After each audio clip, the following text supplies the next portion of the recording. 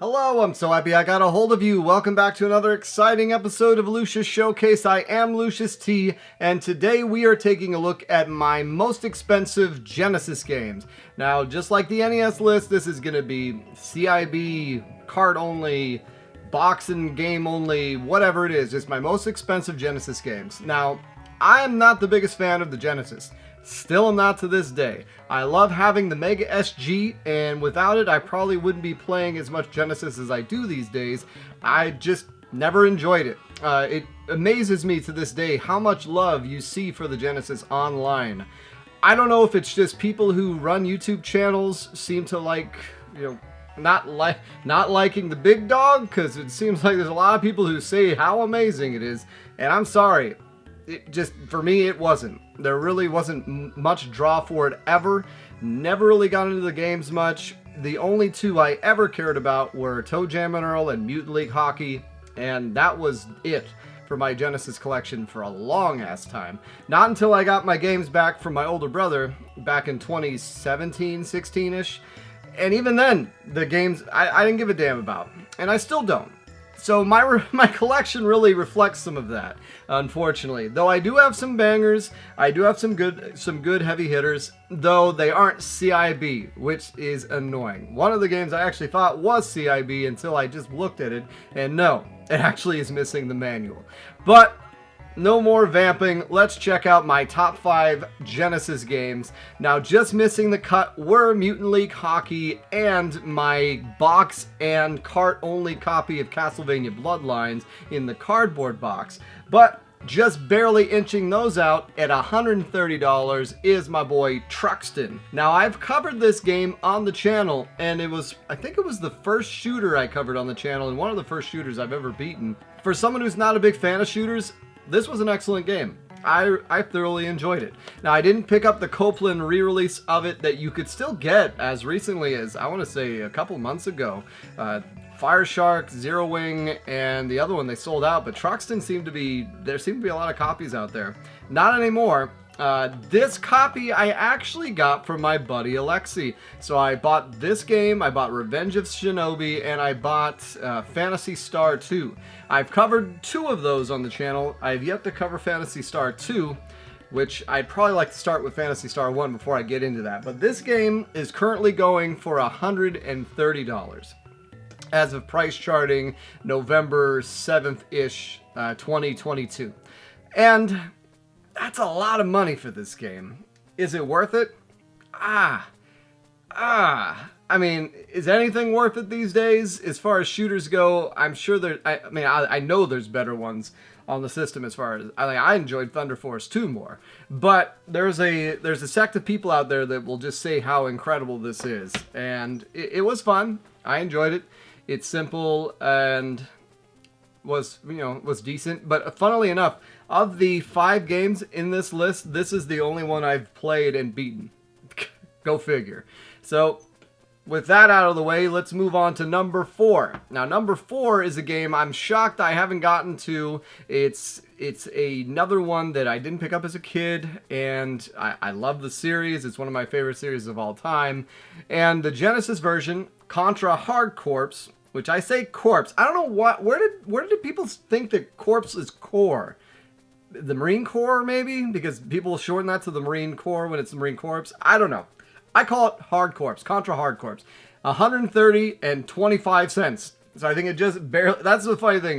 Mutant League Hockey, Castlevania Bloodlines, and this is CIB. Truxton was CIB. So these 2 are CIB. And this one, I want to say I picked this up in 2017 for not too much cheaper than $130. I think I got it for maybe $75. Because at that point, it was one of those things where I wanted to get Bloodlines, I wanted to get Contra Hard Corps, and I wanted to get Hyperstone Heist. Because I like to call that the Genesis trilogy as far as the Super Nintendo Konami games. Because, I don't know, once again, back to my Super Nintendo bias. I think of Turtles in Time, I think of Contra 3, and I think of Super Castlevania 4. But there's crazy people out there that think of these ones. And you know who you are. You're the type of people who don't enjoy Cool Ranch Doritos. Yeah, I don't understand that either. So, Contra Hard Corps, I just popped it in and played a little bit of the first stage, and when people say this game is brutally hard, holy cow, it is. Oh my god, like, whew, I got my ass kicked. So that's definitely something to put on the back burner as far as games I wanna get better at. Now, moving on to number 3. Number 3 is a series that I want to like. I played the first game of it back in 2019 on the TurboGrafx Mini, and I have a cart and box only, do not have the manual, of Splatterhouse 2. And this bad boy is now, with no manual, just the cart and game, going for around $170. Woo! I mean, I think I got it for 120 maybe? Couple of years ago. I mean, all these, once again, my Genesis collecting, I don't have great stories behind this. This was another one where I think I had some credit on my one of my credit cards where you get cash back, and that's how I like to justify getting some of these, where it's like, oh, I have $100 in cash back, let's go buy a $130 game. That way I'm really only spending $30. So it's something like that. And I picked up Splatterhouse 2. I was stoked to play it, and then I played the TurboGrafx version that really disappointed me.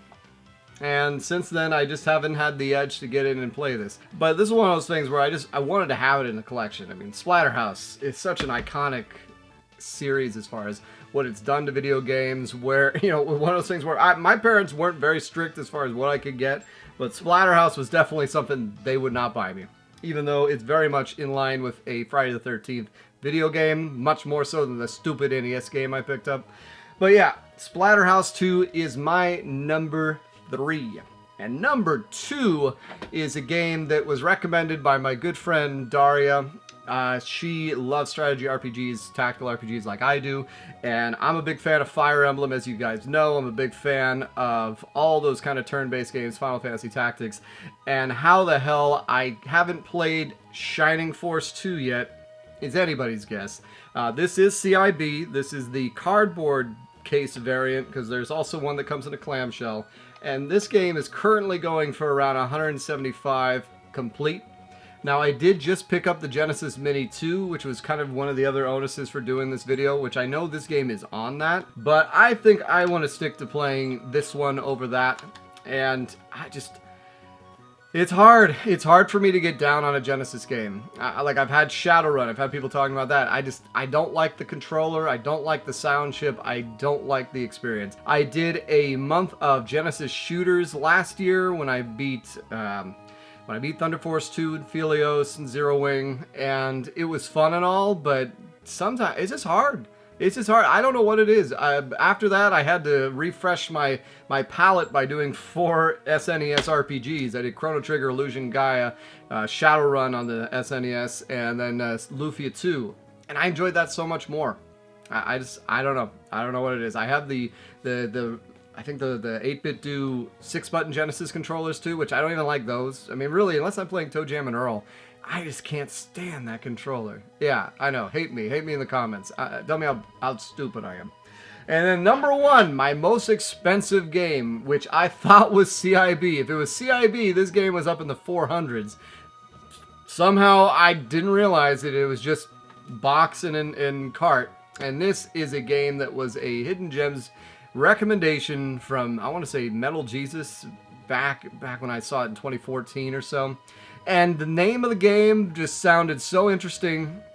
It's currently going for around $200, I think $195, and that is Skeleton Crew, which this just looked interesting, almost like The Haunting starring Poltergeist. You don't often see too many of these Genesis games that aren't based in a arcade port or a racing game or a shooter.